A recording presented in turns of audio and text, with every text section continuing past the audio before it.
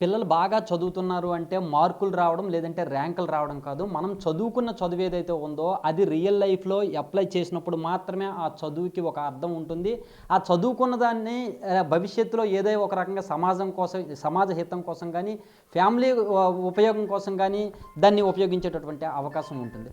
అయితే ఇప్పుడు ప్రెజెంట్ అయితే మాత్రం కంప్లీట్‌గా ఆన్‌లైన్ క్లాసులొచ్చాయి. మార్కులు లేదంటే ర్యాంకులు అనే దాంతో పిల్లలపైన ఒత్తిడి చేసేటటువంటి ఎడ్యుకేషన్ సిస్టమ్ అనేది బాగా డెవలప్ అయిపోతున్న తరుణంలో శ్రీకాకుళం జిల్లా జీసెగడం మండలం బూటుపేట గ్రామంలో ఉన్నటువంటి ప్రధాన ఉపాధ్యాయురాలు గవర్నమెంట్ స్కూల్లో చెప్తున్నటువంటి ప్రధాన ఉపాధ్యాయురాలు ఎవరైతే ఉన్నారో అరుణ కుమారి అనే టీచర్ మనతో ఉన్నారు. ఆవిడ డిఫరెంట్ వేలో పిల్లలకి ఎడ్యుకేట్ చేస్తూ వాటిని ఆ ఎడ్యుకేషన్ ఏదైతే ఉందో చదువుకున్న చదువు ఏదైతే ఉందో రూట్ లెవెల్స్లో ఇప్పటి నుంచే బలపడేలా వాటిని నిజ జీవితంలో అప్లై చేసేలా ఏ విధంగా నేర్పిస్తున్నారు ఏంటి అనేది ఆవిడని అడిగి తెలుసుకునే ప్రయత్నం చేద్దాం.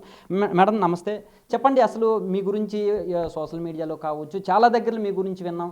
డిఫరెంట్ వేస్లో పిల్లలకి చదువు నేర్పిస్తున్నారని చెప్పేసి అంటున్నారు. అసలు మీరు ఎలాంటి వేస్లో నేర్పిస్తున్నారు? నేనైతే కృత్యాధార బోధన ద్వారా పిల్లలకి నేర్పుతూ ఉంటానండి. అంటే నేను జస్ట్ అంటే లో కాస్ట్ నో కాస్ట్ మెటీరియల్తో మనకి నిత్యం దొరుకుతున్న వస్తువులతో నేను కొన్ని వస్తువులు తయారు చేసి వాటితో పిల్లలకి ఏ విధంగా చదువుని ఈజీగా అర్థమయ్యేటట్టు చెప్పాలనేది విషయాల్లో నేను తెలుసుకొని పిల్లలకు తయారు చేసి అవి తీసుకొచ్చి వాటి ద్వారా విద్యా బోధనను నేను సాగిస్తున్నాను.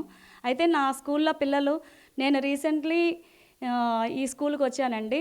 నేను వచ్చేటప్పటికి ఈ స్కూల్లో ఉన్నప్పుడు చాలా అంటే మెటీరియల్స్ ఏమి ఉండేవి కాదు. నేను తయారు చేసుకొని నా పిల్లలకి అంటే ఆటల ద్వారా పాటల ద్వారా పిల్లల్ని విద్యను అందించడం నా యొక్క ప్రత్యేకత అండి. ఇప్పుడు ఎగ్జాంపుల్కి మామూలుగా చూపించండి, ఎలాంటి పిల్లలకి యాక్టివిటీస్ ద్వారా ఎలాంటి చదువు నేర్పిస్తున్నారు, ఏ విధంగా ఇచ్చేస్తున్నారు? సార్ ఇది వాటర్ బాటిల్ యొక్క డబ్బా అండి, బాక్స్ ఇది. జస్ట్ దీన్ని ఏం చేశానంటే దీనికి ఒక కలర్ షీట్స్ అంటించాను. తర్వాత ఏమో దాని మీద ఏం చేశానంటే కొన్ని పదాలు రాశాను, ఒత్తి పదాలు రాశాను. ఇలా 4 వైపులా కూడా ఒత్తి పదాలు రాశాను. దానికి ఒక దారం కట్టేసి కట్టిన తర్వాత దాన్ని ఏం చేశానంటే దాని మీద ఒక అక్షరం రాసి ఒత్తి రాసి దాని మీద అక్క, లక్క, రెక్క ఇలా ఒత్తి పదాలు ప్రతిదీ కూడా పిల్లలు సొంతంగా వాళ్ళు అంటే మేము ఇక్కడ మల్టీగ్రేడ్ టీచింగ్ కదండి. మల్టీగ్రేడ్ టీచింగ్ అయినప్పుడు మేము ఒకళ్ళ దగ్గర ఉండిపోతే మిగతా వాళ్ళు ఖాళీగా ఉంటారు.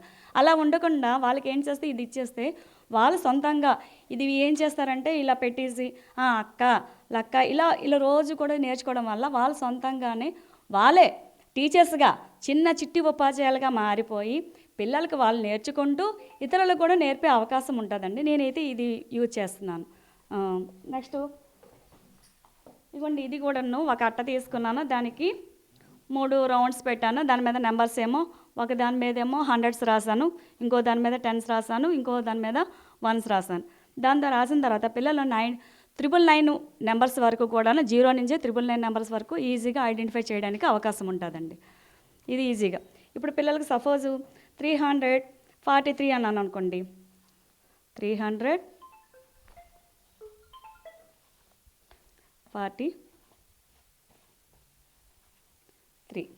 ఇలా పిల్లలు ఈజీగా తెలుసుకునే విధంగా అంటే వాళ్ళకి ఇచ్చి పలానా నెంబర్ బోర్డు మీద మనం వేసి ఈ నెంబర్స్ మీరు ఐడెంటిఫై చేయండి అని చెప్పి అంటే చక్కగా వాళ్ళు చేస్తూ ఉంటారు. ఇదైతే చాలా ఉపయోగపడుతుందండి. నెక్స్ట్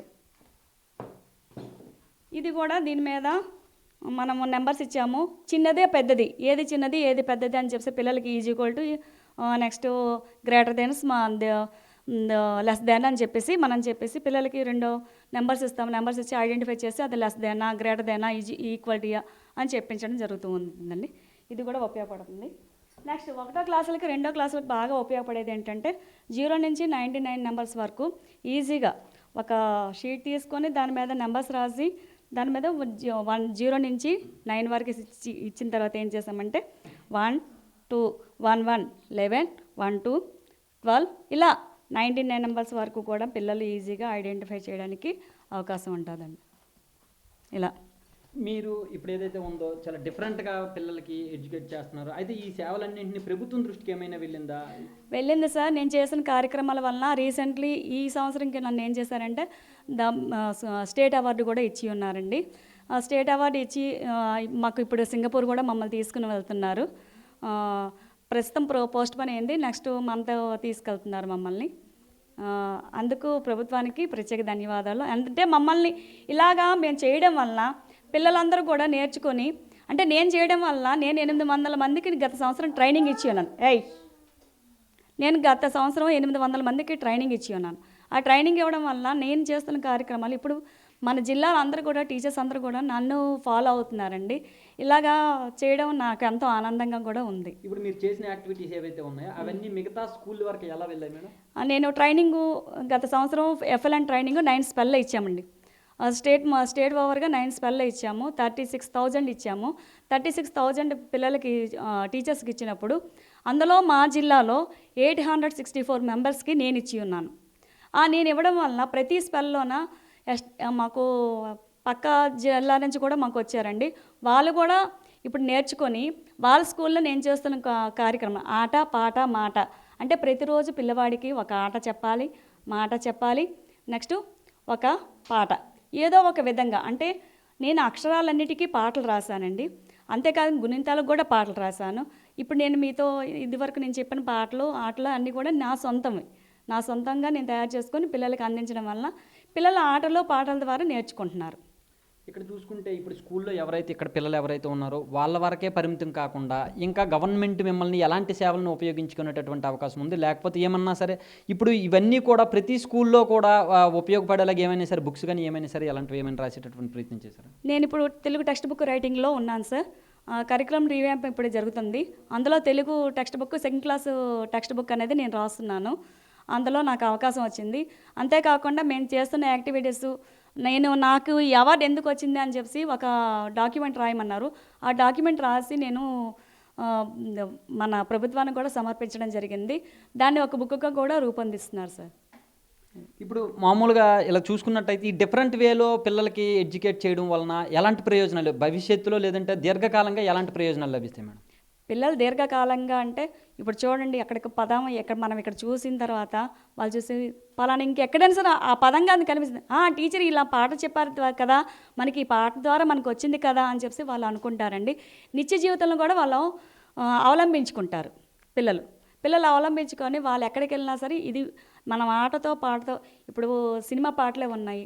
వాళ్ళు అది చదవడం రాదు కానీ పాడడం ద్వారా ఏం చేసుకుంటున్నారు, వాళ్ళ మైండ్లో సెట్ చేసుకుంటున్నారు. ఇప్పుడు మేము చెప్పిన పాట అయినా సరే వాళ్ళు ఆ పాట ద్వారా ఆ పదాలు నేర్చుకుంటున్నారు.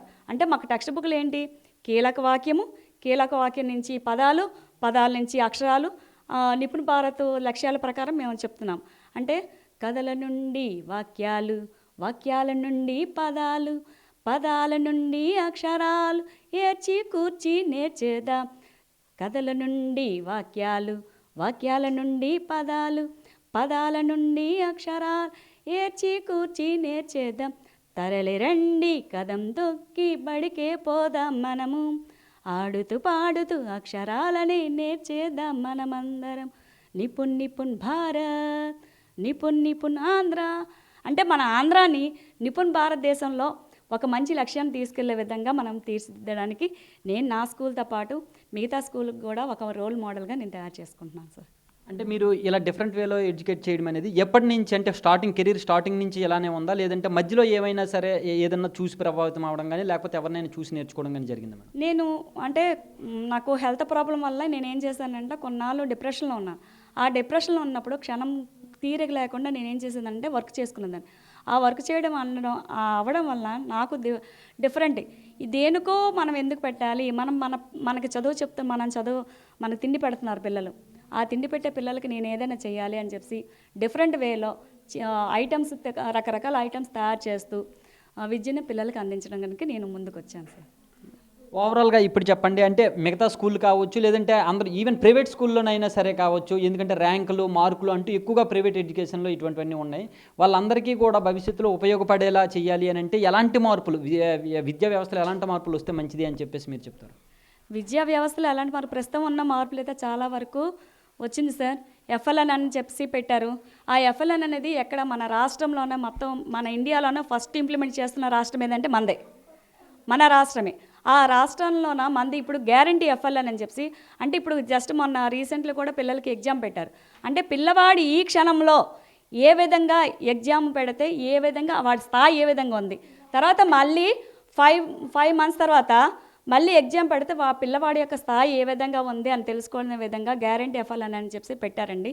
ఆ ఎగ్జామ్స్లో పిల్లలు ఏ విధంగా ఉంది, నెక్స్ట్ అందులో 4 months తర్వాత ఎండ్లైన్ టెస్టులు పెట్టినప్పుడు కూడా పిల్లవాడి యొక్క అభివృద్ధిగానే ఉంటే వాళ్ళ స్కూల్కి గ్యారంటీ ఎఫ్ఎల్ అనే ఒక సర్టిఫికేట్ కూడా వస్తుంది. ఈ విధంగా మార్పులు తీసుకొచ్చారు.